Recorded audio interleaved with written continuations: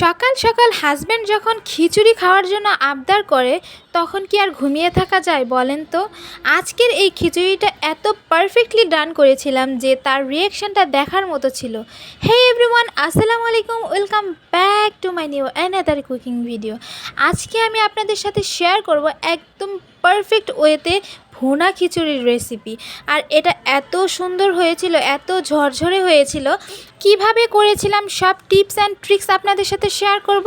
তো বেশি বকবক না করে চলুন রান্নায় চলে যাই। তো প্রথমত আমি এখানে 1 পট পরিমাণ চাল নিয়ে নিয়েছি, আপনারা আপনার পরিমাণ মতো দিয়ে দিবেন। আর এখানে 1/3 কাপ দিয়েছিলাম মসুর ডাল, আর 1/3 কাপের থেকে একটু কম দিয়েছিলাম মুগ ডাল। আপনারা আরও ডাল ব্যবহার করতে পারেন, আমি 2 ডাল দিয়ে রান্না করলে আমার কাছে খেতে ভালো লাগে। আর মসুর ডালটা খুব বেশি পরিমাণে দিতে যাবেন না, তাহলে কিন্তু একদম ঝরঝরে হবে না। যাই হোক, এটা কিন্তু একটা টিপস। যাই হোক, সবগুলো চাল ডাল আমি ওয়াশ করে নিয়েছি, একদম স্ট্রেনারে উঠিয়ে নিয়েছি।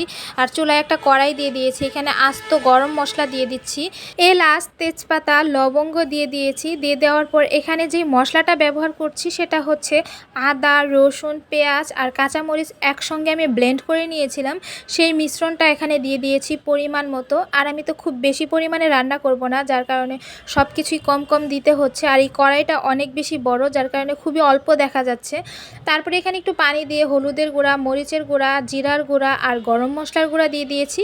আর লাস্টে দিয়ে দিয়েছি পরিমাণ মতো লবণ।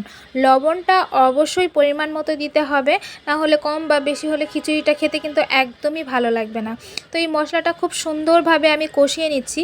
আর এই মশলাটা অবশ্যই চেষ্টা করবেন যে খুব ভালোভাবে সময় নিয়ে কষিয়ে নেওয়ার জন্য। তারপর এই পর্যায়ে দেখতে পাচ্ছেন যে মশলাটা হয়ে গেছে, তেল উপরে ভেসে উঠেছে মশলার।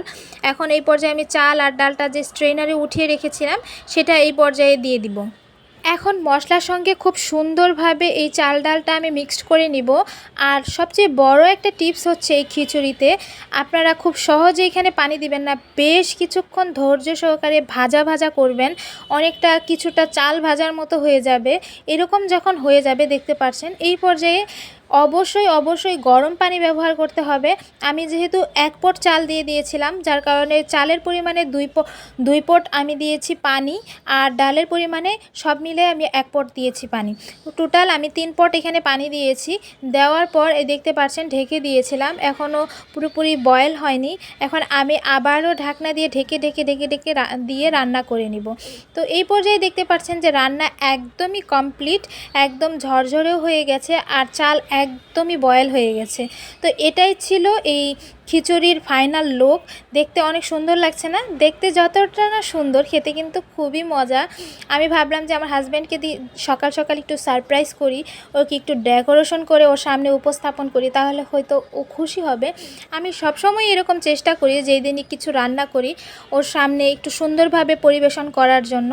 তো ওর আবদার ছিল খিচুড়ির সাথে কোনো মাংস খাবে না, শুধু আলু ভর্তা আর ডিম ভাজি খাবে, সাথে লেবু থাকবে আর কাঁচামরিচ থাকবে। যাই হোক, সকাল সকাল খুব সিম্পল ওয়েতেই আমি এই রান্নাটা করে নিয়েছি। আমার এই ছোট্ট ভিডিওটা আপনাদের কাছে কেমন লাগলো? যদি ভালো লেগে থাকে অবশ্যই শেয়ার করতে ভুলবেন না। সবাই ভালো থাকবেন, আল্লাহ হাফেজ।